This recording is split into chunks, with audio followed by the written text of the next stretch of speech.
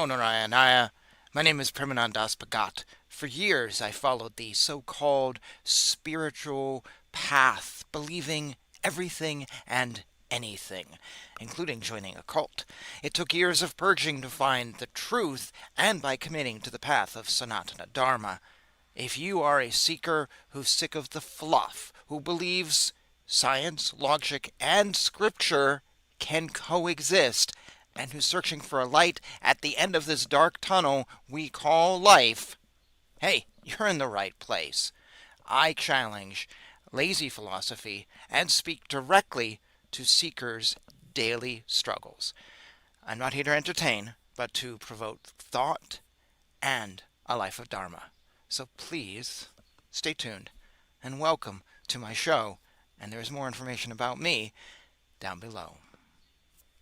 Today, we're going to be talking about not really a daily struggle, it's certainly not philosophy, but a topic that I touch on all the time here, and that is breaking out of your comfort zone. Anyone who knows me kind of knows that's like my motto, and it's been my motto my entire life. I don't know where it comes from. We could talk about like astrology or DNA or all that stuff, but it is just a part of me where I have always wanted to break out of my comfort zone, which posed a problem when I was young because I come from a family that is all about comfort zones and not rattling cages, not saying anything controversial. And if it means you live in regret, well, then you can talk about that regret for the rest of your life, and that'll be your conversation of all the things you regret. And I pushed that as far as I could. And it didn't do me any favors having that program inside of me because it doesn't work with me. As I've gotten older, I've done things to push my comfort zone. Encouraged others to do the same thing because I believe that is how we grow as people, by pushing our comfort zone. And that is how we really expand who we are and our fingers in the world, and we push out and do things that we might never do before that gets us new friends and new people and new things. And what happens is you break that comfort zone once, and then you get really riled up about it, and then you end up breaking it again, and you're just like, oh, I could do this. I can do this. I have confidence that I didn't have before. And I realized that breaking it wasn't going to destroy my world. So today I want to talk about one thing that I did recently that really broke it, that I never thought I'd be able to do, and I never thought I kind of would do. It was so far off any radar ever. Before I do that, I want to talk about something else I'm doing currently, a little project of mine. So the year is kind of divided into two projects.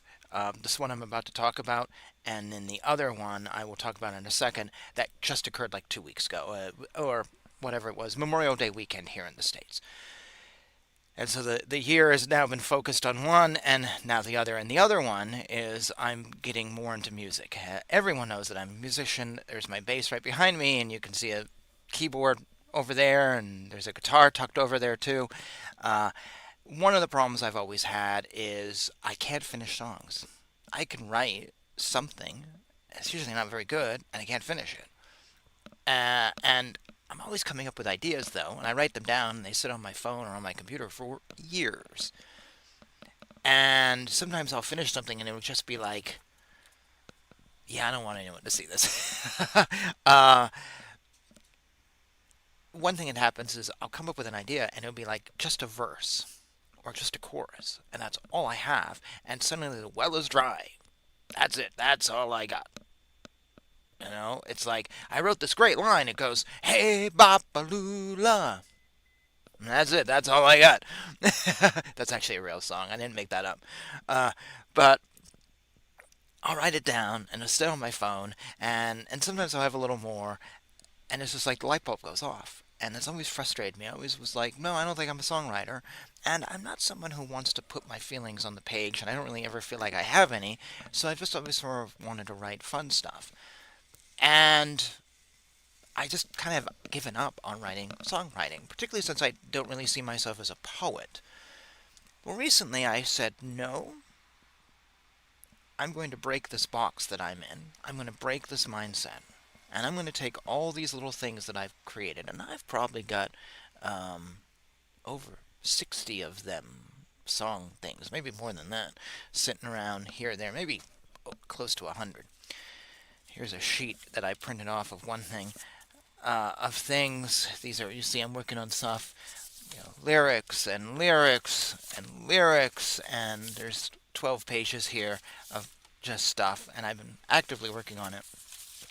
But I decided I would take this, I don't know how many things on my phone, stuff on my other computer, and I would finish everything.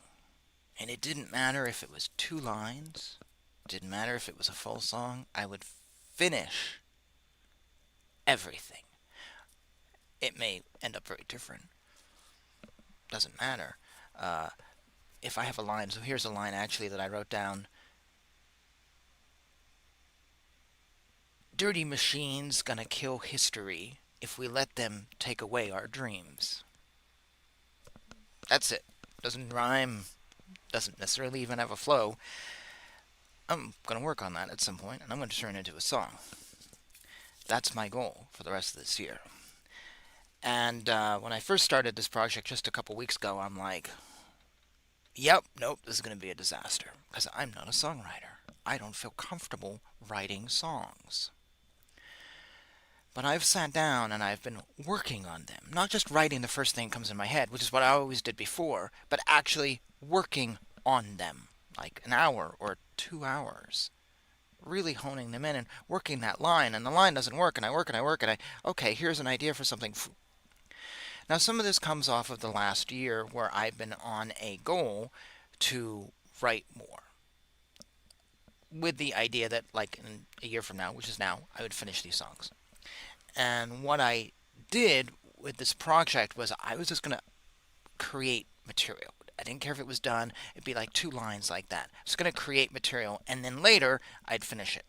So this is actually part of a bigger thing that I've not talked about on this channel before. And what I did for the last couple of years was I made a couple decisions. One, I'm not going to worry about putting my feelings on the page. I'm just going to write whatever I feel. It may be completely silly, like God gave rock and roll to you, something silly, doesn't matter. I'm not going to be Bob Dylan, so I'm not going to worry about that. Two, I'm going to figure out exactly what I'm going to do for music, because I always never really had an idea of what I wanted to do, and I love all sorts of music, but I finally said, no, I'm going to focus in on one style of music or 2 styles of music, and that's it. Everything will fit this or that. And my style is 90s surf garage rock, think like the Mono Men, Satan's Pilgrims, Man or Astro Men, and then 1950s, heavily influenced by Elvis, Johnny Cash, Buddy Holly, Eddie Cochran, Jerry Lee Lewis. So that's it. It's either going to be 1950s or it's going to be 90s surf rock. Once I did that, I found that suddenly writing became easier because I now was sort of writing for one style or the other. The other thing over this past year is I started watching old movies from the 50s and 60s, a whole bunch of different types and different types of categories. And I'd watch them and I'd write down anything that sounded interesting. So, oh, that was a really interesting line. I want to write that line down. And those became the songs. So, for example, there's a line here that I heard in a movie that went, looking for a connection uptown. So I wrote it down. That's a great line. I like that. I don't remember the movie. It was probably some 1950s thing.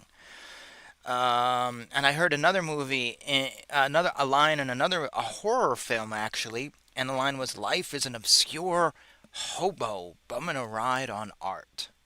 Oh, I bet I can work with it. Just wrote it down. So I had like all these movies I was watching, and I would write stuff down. So that project is now done. I've watched all the movies in these categories, and now I'm working on these lyrics. And I have finished in the last 2 weeks. Oh, come on here. Very disorganized because I didn't get this ready. Kind of spontaneous that I was going to talk about this. I actually wasn't. I was going to talk about something else. I have finished, let's see, 1, 2, 3. I just did a couple days ago. 4 songs, completely done. And I can't tell you how good I feel. and how easy it is to finish a song. It really is. It's not hard at all. I thought it was impossible. I even asked a friend of mine, I'm like, how do you finish songs? I can't do it. And he's like, oh, well, I switched to a different instrument. It was good advice, but I write lyrics first. I don't even have music to this. I don't write on my guitar. He does. And then he's like, oh, well, I just start recording and say whatever, but I'm not recording yet because I don't have any chords. So that didn't work for me. And I was looking at videos, but then I kind of just clicked. It was like, nope, I got to work at this and work at this. And I would do rhyming schemes and syllables, and particularly having that style of music really helped. Because I know if I'm doing a Johnny Cash song, it's not going to have two verses, it's going to have multiple verses. There's a song I wrote here that has no chorus, which is very typical of Johnny Cash. Think of it as a song, A Girl Named Sue. And it's really wild how suddenly my confidence is increasing and I feel really good. And I had like two, three songs I was working on this morning. Actually, they're pretty hokey, and one of them I can't sing because it's written for a woman. Uh, but hang on one second, my camera just, oh, sorry, screen just died. But it's like you just start working and you're working, and when you take it seriously, and you don't sweat it. You don't sweat the small stuff. I had a something I wrote this morning.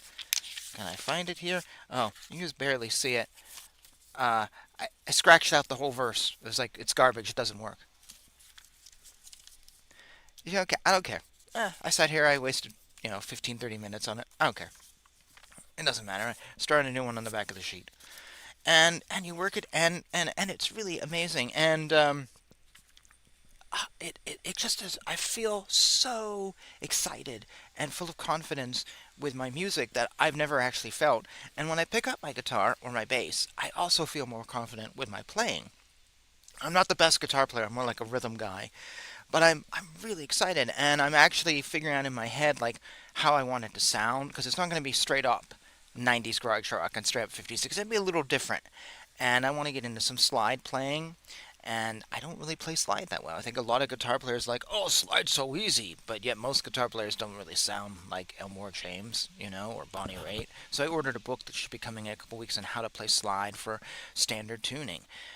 So I can really get that sound in. I picked up an album the other day of oh, I can't reach it. Never mind. Of Patsy Cline, because she has a great slide and lap steel player, and I was like, oh, I really want to hear more of that. And also supporting local by buying the album, not doing the MP3. And it's funny because I have this confidence, and now my mind is just bubbling over. Like, oh, I know what I want to do, and I want this sound. And I was literally playing drums on a cardboard box the other morning, eating breakfast. No joke. Buddy Holly did that. He had his drummer would use a cardboard box, and it's really amazing because I'm now in this place I never ever thought. And I think I've been writing song lyrics since I was like 14. Literally since I was 14. That's when I started playing guitar, and I never got anything. Here I am. I just turned 48, and I broke this thing. I can't really say how I did. I think I just said to myself, I'm going to finish these songs. I'm going to finish every single one of these. Like after I'm done with this, I'll probably eat lunch and do whatever. Or one day I went to McDonald's, got a cup of coffee, and sat there and worked on this for a while. And I just said, I'm going to do this. And sometimes I think that's all it takes is we just say to ourselves, I can. I can do this, and I'm not going to give up, and I'm going to do it. And I remember I had this one song I was working on,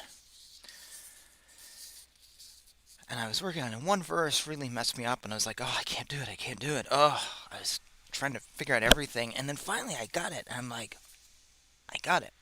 I had patience, and I was determined. And then one song happened, and then the next day I figured out another one. This is Bob Dylan. But to finish something, having never finished a song in my life, felt really, really good.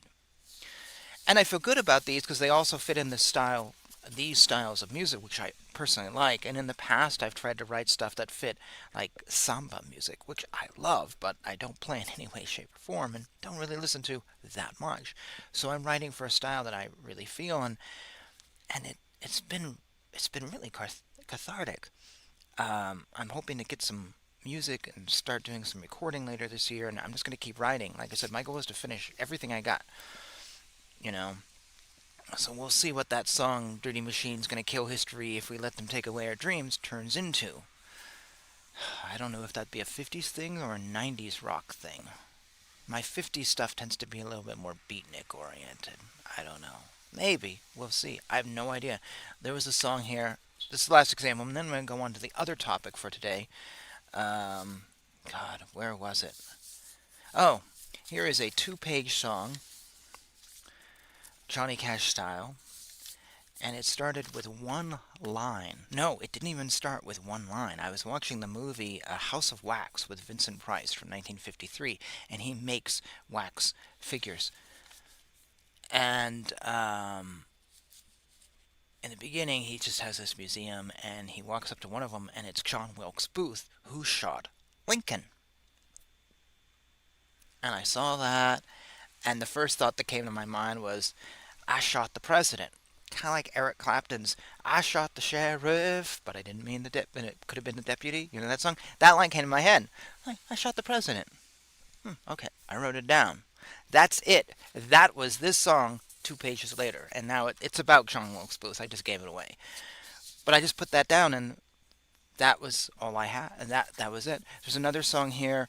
I was watching this movie, The Wolfman, the original Wolfman from 1941, and Claude Rains, wonderful actor who I love, says in it, "All astronomers are but amateurs."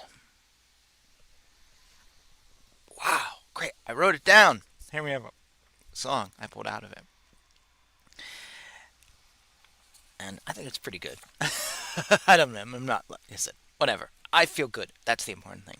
I've broken my bounds on this, and it's been so confidence building. So it's one thing I'm doing. So I've gone on and talked about this a lot because I'm just excited about it, and I want to share it with you. But also because I constantly talk about on this channel, break your boundary, break your boundary. And so now I'm demonstrating that I walk my talk. And when I talk about breaking your boundaries and getting out of your comfort zone, it's not just about spiritual life. Let's clarify that before we go on to the other topic for the day. It's not just about spiritual life. Spiritual life is just not picking up a book, reading, praying to God. Okay, I'm going to pray to God for 5 minutes today instead of 3. No. Spiritual life is your life. Upside down, inside out, anywhere you go, at work, at home, going to the grocery store. In an earlier video, I said, why don't we see God in the garbage dump? Because we don't see God like that. God is only here at certain times and places. Religion is only something you do over there, except for that weird guy who has a job as a priest. He's stuck doing religion all the time. No. Krishna watches me, watches you, 24/7. Sorry about that. He doesn't go, God's coffee break, coffee break. We're not going to watch him anymore. Oh, it's bedtime. Never worry. Religion is life. So yes, talking about a song that I wrote may not be spiritual, but there's more to life than spirituality. And that goes even for a monk who is living in a cloistered situation. They have to deal with things. You know, you ask any monk if there's politics, and they'll be like, yeah, there's politics. And they have nothing to do with spirituality. And they're like, yeah, we have to pay the mortgage. That's a real thing, and we can't go to the government and go, well, we only deal with spiritual matters. Please, no mortgage on this. No, it doesn't work like that. So, these things, this is life, and life and spirituality are not two things we can separate. We should not separate them. As I said before, and I will say over and over, spirituality, when we separate it out into this thing, it's a game.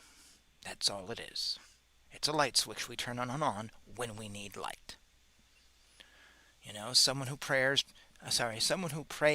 just when something bad happens and otherwise doesn't give a shit, that's not spirituality.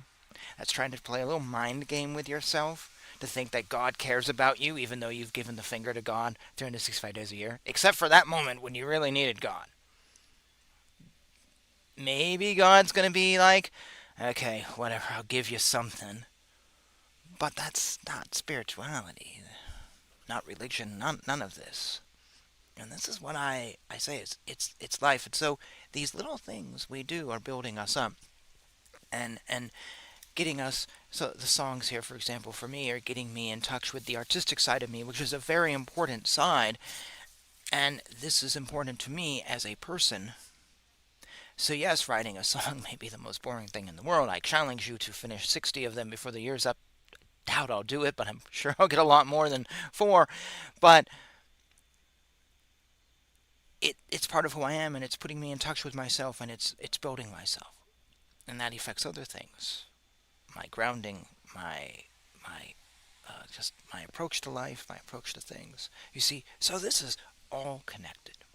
So now let's talk about the other thing I did to break my boundaries. And I could have probably started on this other one because I think this is a little more impressive, but I'm holding off. Let me take a drink first.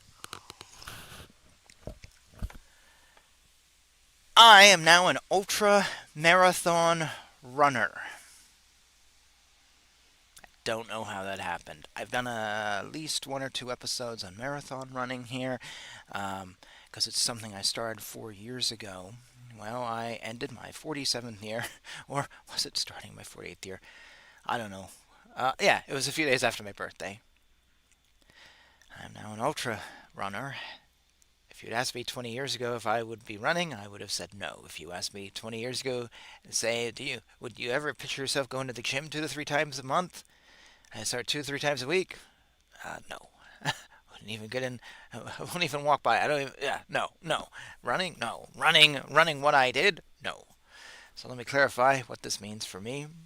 I ran on the Saturday of Memorial Day weekend in a trail race. There was about 74 of us. I ran a 50K, so 31 point something miles, in 7 hours and 8 minutes, stopping only 3 times. Once for a glass of water and ask how many miles I had left. It was 6. And then twice for a bathroom break and a porta potty on the trail. 7 hours and 8 minutes. Chop off maybe 5 minutes for all 3 stops. Yeah. 31 miles, folks, 50K. It's the first step of being an ultra runner. Anything over a marathon is considered an ultra runner. And no, 74 people did this trail. It's not like everyone does this. I know someone who's run like 15 half mile. 15 half marathons. No interest in doing more and has stopped running. I know other people who have done small things. Running a marathon isn't really as common as you might think it is, believe it or not. I remember first time I ran the main marathon, there's like 4 or 5 thousand of us running, and then there's a turnaround, there's a relay, and there's a turnaround, and so all the people turn around who are doing the half, and suddenly it went from 5,000 people to like 780 are actually doing the marathon. Yeah, that's small amount. And then to go beyond that to the ultra level, you have to have brain damage. I don't know how I got here. Let me explain what it was like. And before I get into how I got there a little bit, let me talk about even more about what the 7 hours was like. Pure, absolute misery and agony. I hated a good chunk of it. You would have heard me cussing out loud had you been around me at the time. You see, it had been raining, and that made the course mud. Well, the course was a trail, so it was all naturally dirt and rocks, which meant it was just a mud pit. Most of it was a mud pit, not all of it, but large chunks of it. And it was also areas that were plowed out through a field. They took a little lawnmower and just plowed a path to get extra mileage in because the trails weren't enough. And that's just horrible ground that's like this anyway, so you're running on an angle and the ground is not flat. And that was just trash. That was just complete mud. To the point where it's like one point I thought my shoe was going to come off, almost fell. You were lifting your legs up like you're walking in like 6 inches of freshly fallen snow. You really could not run. We were all power walking when we could. This trail, though, is extra hard because I had 2 inches of mud for 7 hours, and then it rained, got worse, and stopped and started raining. And then you have 1,000 feet stepping on this glob of mud, so it just becomes totally slippery. So you put your foot down and you slide. There was a few moments I was like trying to pull myself forward because I could not find a place to stand.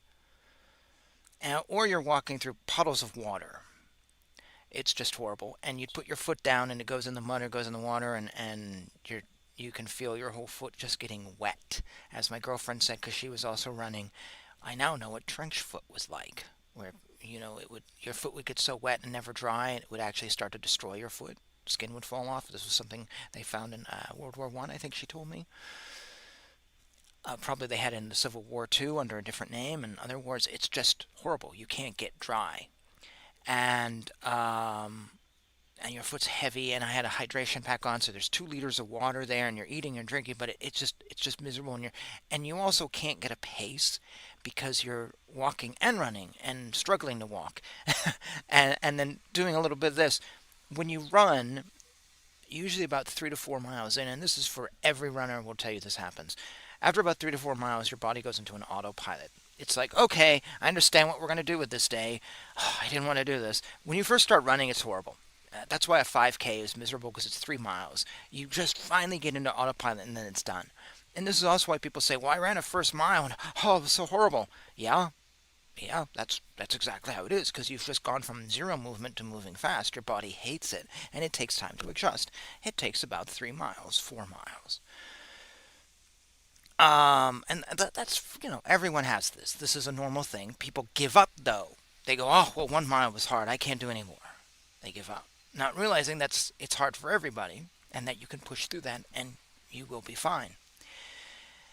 Now, this course had this mud, so I never found the autopilot. Never. I never got into a groove. And when you get into that autopilot, if you've got food and water on you, and depending upon, what the elements are like, you can go. You're 15 miles, fine, no big deal. It's really not that bad. It's your body just starts kind of automatically doing it. One thing I hate running in the city, though, is cars, because you always have to stop and start, so it does mess up your autopilot. And so when I go out running, like there's a place over here, a trail, and it's about close to 4 miles, and it's just no cars, and I can run that, and I really like that. Or there's a not a highway, but there's a street over here that I can just run down for like numerous miles, and it's really great because I don't have to stop, start, and mess up my autopilot. And literally, you're just going. Put your tunes on, you're fine. It's really amazing how your body sort of goes, okay, this is what we're doing now, and now we're doing it. Just drink the water regularly. But I never found it for this. So 30 miles were as painful as the first mile. Well, there's one more thing here. It was on hills. So this isn't just trails, it's hills. And some of these hills are really steep. Some you can kind of run up. Some you literally probably cannot run either up or down without falling and hurting yourself. One is a gully, and get the water on the bottom. They are full of rocks. You will trip. It doesn't matter if you're the Rock or uh, you know Jim Thorpe or some famous person. You will hurt yourself on a few of these because they are so steep. You cannot physically do it. So now you have a steep thing running through fields and trails, and I'd say at least my cat's jumping around. At least 75% of the course is a hill, either going up or down, or you're pretty much always on an incline. There's very few places it's sort of flat, and not for long. You struggle to get your pace normally, and I've done this course 2 other times, but now add 2 inches of mud and rain. Oh my God, it was pure misery, but I did it. I'm an ultra marathoner, and we will do it again next year. Now, there was about 75 of us. There was one point where I was so behind because I just slowed down. I didn't know if I'd be able to do this, and I've never done an ultra. I didn't know. So I slowed myself down, and I thought I was probably the last one. I was going to take like 8 or 9 hours to do this, but I wasn't. There was at least a dozen people who came in after me, if not more than that. I didn't win any awards, and this was not a great time for me overall. 7 hours is not good for me. At least an hour of that was just because I had to walk the second time. I was burnt. It was frustrating. And my legs were tired and my feet were tired. So there's at least, it should be more like 6 hours for me. Tried again last year. And then afterwards, oh, this was hard. I came into, we had a little tent set up and I sat down and I had a major leg cramp. I could barely move my leg a centimeter for like 24 hours. And then it took a few days before I could really walk normally. And that hasn't happened before. That had messed me up. And about a month or so earlier, I went out running one day and my leg had been bothering me. And I stopped at Walmart and got some things and it was fine. So I don't really know what that was. And I don't know if it will happen again. But it didn't happen during the race. I felt fine during the race. I had a strap around my leg that really hurt. So it really helped, and when I took it off, my leg didn't seem to suffer. I did almost have a leg cramp on the other leg going through this, trying to walk through some stuff. So I'm an ultra marathon runner, having never done anything like this and pushed myself so far. I've only done 2 marathons. I kind of like the half marathon. They're not so easy. They're not so hard. But yeah, I really pushed myself. 7 hours and 8 minutes, or let's say 7 hours and 3 4 minutes walking, somewhat running nonstop. I mean, it was just sucking up water on your thing and like jelly beans and rehydration stuff. Yeah, that really pushes you. You really get pushed, and your mind starts going. I didn't have any music this time. Normally, I do. Like on the last race I did a couple weeks earlier, it was a 5K. I had the new Linkin Park blasting because I love that album. This time I didn't, so my head was kind of getting away. There was one point where I was so far behind, I didn't actually see anybody else. For like 45 minutes, I didn't see a single runner. We were all so spread out, and this is a smaller race. And so here I am running, and I don't see anybody on this race struggling. And that's when I was cussing out loud because nobody could hear me. That is kind of nerve wracking. It's like, oh my God, I'm in a race and there's nobody here. And you know, oh, I like to say I worked for my stripes. I had someone at work say to me, "Oh, it sounds like boot camp, what you went through." So I told a friend of mine who was in the army for 12 years. He's like, "Oh no, we never did that. No, no, that's worse than boot camp. They did fire live rounds at us once, but that's worse than boot camp." He goes, "They'd never push us to run for 7 hours in the rain." uh, but it was really wild because I finished it and I'm like, I'm done with. I hit my limit. I hit my limit. I don't ever want to do more. And I said that to a guy who does 100-mile marathons throughout the year, who was at the end of it. And I'm like, yeah, no, that's it. No more. And he goes, nah, he won't say that. Yeah, my girlfriend and I are like gonna go back next year. I'll do it again. I'll do it again. I'll do it better next year too. Hopefully it won't rain. If it does, we may renegotiate what we do, like do this thing, but just a smaller race, because there's other races going on that are all starting at different times. But yeah, I did something I never thought I did. And a little background here. I started running 4 years ago because my girlfriend is an ultra marathoner and she's a diehard. She's going out running every day. I not interested. So I don't really expect I'll ever go beyond this 50K because I just don't train as much and I don't really want to. But it's her thing and she's incredible at it. And she would be running the races and I'd be watching her and 4 hours, staying there with a book. And I think the clincher was we were up in the mountains and I'm in this town. There's like one business and a restaurant. And or no, there's two businesses, like what can you do for 4 hours? Like I'm reading my book. This is boring. I'm like, these people look like they're having fun. I'd like to do this. And so I started running. And my first race was a 5 miler. I got 2.5 miles in and I can't do this. First time I went out running, I got about 1/4 of a mile before I went on the ground and went, I'm broken. But I kept training. I kept training. I actually trained through a, a stress fracture, which I did a video on because it was healed by doing a Hindu mantra. So check for that old video. And I just trained for 4 years, and I've run 12 races now, and then paced with her on one for 10 miles. And now I'll just keep doing it and keep doing it. And originally my goal was like did the marathon, and then I'd do another marathon 2 years later. But now here I am. I did that, and then on year four, now I'm the ultra, and then I'll do another ultra next year. Oh God, and it becomes this thing where it's a little bit of an addiction. It's a high. Like I want to see if I can do it, but also there's a physical thing because I know I can do this now, and as I'm getting older, I won't be able to do it quite so easily. Though you can still do it. A woman just broke some record for running a marathon at like 93 years old or something. She can still do it, and I know a guy who was running supposedly up until the age of 104. But it's also a way for me to judge my body. I'm not as competitive as I used to be when I first started running. I was like, "Argh," out the door. Now I'm just like, no, I want to enjoy it more. And if it takes me 5 hours versus four, and my times never get better, I'm actually okay with that. I can just enjoy the experience, except for what I did 2 weeks ago, and it's just more interesting to me.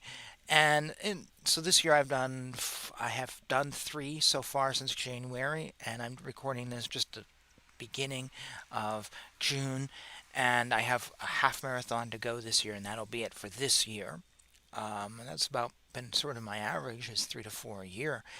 And the other thing that's very interesting is I started going to the gym last year because the heat was so much. I was getting majorly dehydrated going out running. Really not a good thing. And I started going to the gym, and so now I go to the gym like 3 days a week, sometimes two or three or four. And I never thought I would do that. And I did some weightlifting, which I started a few months ago, which I kind of really like, and do the treadmill and the stairs, and that's kind of it. Sometimes the rowing machine. And I've really been enjoying that. It might be a half hour, 45 minutes after work. It's not really that much. I'm not building up the muscles.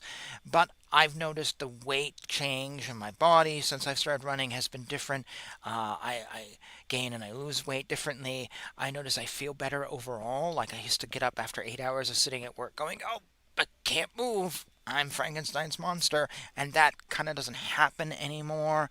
Also, my emotional balance seems much more balanced. So it's really great, and I'm probably doing myself a benefit, and hopefully I live for a long time by going to the gym and getting the exercise. I noticed my parents started going to the gym, and it actually started improving them. My dad particularly. My mom I haven't seen it so much, but my dad I have. And so it's been really quite something. And like I said, I never in my life went to a gym, not even in high school when you could sign up for one. No way. Never. Didn't even want to touch one. And now I go and I enjoy it. And like, oh, let me check out this machine. One day I pushed up my legs over about 20 pounds over my body weight, which I was pretty stoked about. And I'm running these marathons, and it really fills you with a sense of I can do anything. But like I said at the beginning when I was talking about my songwriting, this came with patience. This is 4 years of running, and a lot of it though is just like I'm going to do this. I'm not going to give up. And the marathon's an interesting one because if you're running this course, you can't just stop and walk. It's this weaving path. To get back to the beginning, you kind of have to follow it. So you might as well just do the marathon. So you're trapped. Though, there are people who bail out, whatever. But it's quite a thing to break your comfort zone and to really break it. When I did my first race at 5 miles, I was like, I don't know how I did that. I really didn't know how I did it. I did it in 50 minutes. Didn't know how. And I really, I was really pushing it. And now here I am doing an ultra in the rain and the mud and the snow. And I've now also run in the ice, matter of fact, and in 12 degrees. The only catch 22 with this is this particular course, it's a 15-mile course that you do twice. I've done it once for the 25K. I've done it two times for the 25K. So I knew what the course was like before I got into it, even though they did slightly change it this year. And so I also changed my training. Well, let me say, past 2 years I did it, and I felt so good doing it once. It was like, okay, I'm going to sign up for it this year, which will be the 50K, because I think I can do it again. I felt so good, even though I was kind of run down. I could do it. This year I changed my training. I don't run as much. I now go to the gym more, almost exclusively. Run like 1 day a week on Saturday, and then I'm at the gym, and I actually then changed that, so I wasn't just on the treadmill for 3 to 4 days a week. I'm on the treadmill a couple days a week, and then I'm also doing some weightlifting, or like one day I might do some weightlifting and then just run 2 miles on the treadmill. And so I really changed what I was doing. Actually, I think it was like Monday and Tuesday I tend to do some more weightlifting work. Thursday I would go out for a run after work. Saturday or Sunday I would go out for a run. Um, Sometimes I'd go to sometimes Thursday maybe instead, or Thursday or Friday I would go to the gym instead. So it was a really different training. And then when the race got closer, I started doing more running on the treadmill and less weightlifting. I don't know if that helped or made it worse. I did a 5K, and then I've done this ultra since changing my program. And I really don't know if it helped or not. I can't tell because it was so miserable running through the mud. I don't know if my training made me feel better or worse. Plus, my leg hurt. So I'm actually going to adjust this and probably cut back on the weightlifting and just do a little bit more running now. But it's just like, oh, I thought this was going to improve it, but I can't figure it out because the variables were so messed up. And the 5K I did recently was just around the neighborhood. There was 1,000 of us running on these side streets, and it was a Mother's Day thing, and I kept running and getting stuck behind like mothers with baby carriages. You'd be stuck behind three of them on a smaller street, and I'm like, oh, I can't get around these people. So I really struggled with that. That was 30 minutes. It would have been less had I not run into so many baby carriages. But again, it's like really hard to figure out if my training has worked or not because I kept running into variables. So that's the one catch 22 with what happened. That it's been really amazing kind of doing this. And everyone's sort of shocked, like, you ran for 7 hours or walked for 7 hours? Yeah, yeah, I did. We had some clients at work the other day, and they were like, "Yeah, we walked, 5 miles. It took us an hour and a half, and then we sat and had lunch. Then we walked back. It was wow, 10 miles." And I'm like, "Yeah, okay. You stopped and had lunch, and you took an hour and a half, which is a slow walk. Actually, I can do that in less than 6 miles an hour is my average. Okay." I didn't say anything. I was just like, "Yeah, good job. That's good. That's good. But can you do it again? Can you keep it up?" And not, so there's these weird thoughts in my head. A little bit of bragging, a little bit of, but also confidence. But then it's like, can I keep doing it? And then there's also this fear of as I get older, will there, I don't know. There was people much older than me doing this though, much older, who ran faster than me. So age is meaningless almost. But it got me out of my comfort zone, and it's been a really big May 2025 for me, and I just wanted to share this because it was exciting for me, and uh, also like vicariously, I would like to inspire you to do something that you want to do and to do it. Not say, "Oh, I'm gonna do this and 5 years later do it." Actually do it. It's one of the best things I love about these marathons is you sign up for it. It's on the calendar. I have to train for this. I can't just take 2, 3 weeks off. I knew someone who was trying to do an exercise thing, and she'd exercise for a week and take a couple weeks off. She'd exercise for a few days, take a week off. And I was like, "Oh, you should sign up for a marathon." "Oh, but then I'd have to work it." And I'm like, "Yeah, you have to do it. You have a deadline of this day. You have to do it." And that's why I set a deadline in my writing. I want to get as much of these songs done as I can by the end of the year. Not just, I'll get 60 songs written before I'm 80. No, I want to be recording these in a studio before the end of the year, or at least a few of them, and I want to have most of them done. And I love deadlines like that. It really makes you push and go out of that comfort zone. And when you go out of the comfort zone, you realize it's really not so bad. It really isn't. And yes, I was down with a leg and it wasn't hurting. I just couldn't move it. But I watched movies, ate food, and took a couple of days off from work, so it wasn't really that bad. uh, But it really, I'd like to inspire all of you. If you have something you want to do, set a goal and do it, and tell yourself, screw it, I'm going to do it, you know? And let me know about it. Trust me, you won't die, probably. Well, don't do something stupid, but, and you will realize that maybe the hurdles you thought were there, they weren't there after all. They weren't really, it wasn't really as bad as you thought. And now you feel like you can do more. And that's the key. You can do more. Before I go, let me just show you a few photos. For those of you who may not believe me that I actually ran, here are photos from the race. There's not much. And with this, I'll say goodbye, but we're gonna put up a black screen, and here are the shoes. Oh no, I have the order wrong. Hang on, my apologies. There we go. There are my shoes. This is right when I took them off, but I took this photo particularly because you can see the dirt in the shoe, and I didn't want to take it off to empty the dirt and the rocks because they were just so, at times they were soaking wet and they dried out a little here, but I was running on rocks. Both of us had blisters. It was miserable. Oh, and before you ask, my girlfriend did 62 hours in 62 miles, sorry, in 15 something hours. I am very proud of her. She didn't hit her goal, but I am very proud of her. She's She's a kick-ass runner. She's the real deal. I am not a runner. I am a guy that runs, who happens to be an ultra runner. She is a hardcore person. If you're in Portland, Maine, you can reach out to me. She's a certified running coach too.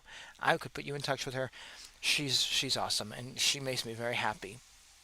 Anyways, now let me give you one other thing here. Here is the, where did you go? There we are. The medal. This is taken right after I finished 20 minutes or so later. Not a glamour shot in any way, shape, or form. My hair is beat down by being rained on. I'm miserable and I'm hungry. But there's the award. And one more, because I have started something this year. So this is the third race doing something special, and I really like it. I saw guys doing this online, and I was like, I'm going to do that. And then I also ran a race, and it was thematic, and well, here we go. I am in the yellow, and that is a kilt that I'm wearing. I now run in a kilt. This is just right at the start, like 9 o'clock in the morning. I am now joining the world of kilt runners. It's a small group, but there's a lot of guys out there who do it. You'll find us out there online. I did a race earlier this year in honor of Robert Burns, the poet, and they were like, "Wear a kilt." Okay, I have one. I really enjoyed it. So I bought two more and actually got rid of the one I had. It was a not a very good kilt, and I got two more. So like if this one got dirty, I could switch into the other one. And it gives me a reason to wear them. My family is Scottish. We are Irish. We do go back, and we actually have a tartan. The other kilt I have is close to that tartan. So if you want to talk about ethnicity or cultural appropriation, this is actually my family fought with William the Conqueror. I'm not appropriating it. I had 7 people comment the kilt, and they all loved it. Mostly guys. They were like, "Oh my God, what's that like?" I was like, "It's really comfy and it's really nice, and I love it." So I am now a kilt runner. Uh, and there I am. And so that's the evidence that I have done this. And so with that, yeah, for those of you who aren't watching this and you're, oops, sorry, wrong button, getting the podcast, my apologies. Check the show out on YouTube for the visuals. Or you can find me on Facebook where the photos are also posted. With that, I'm going to end this little special episode on not quite life in the fast lane. It was life in the soggy lane. Thank you for watching. Hope you enjoyed this talk and may it inspire you in your journeys. Be well. Take care. Jai Shri Krishna.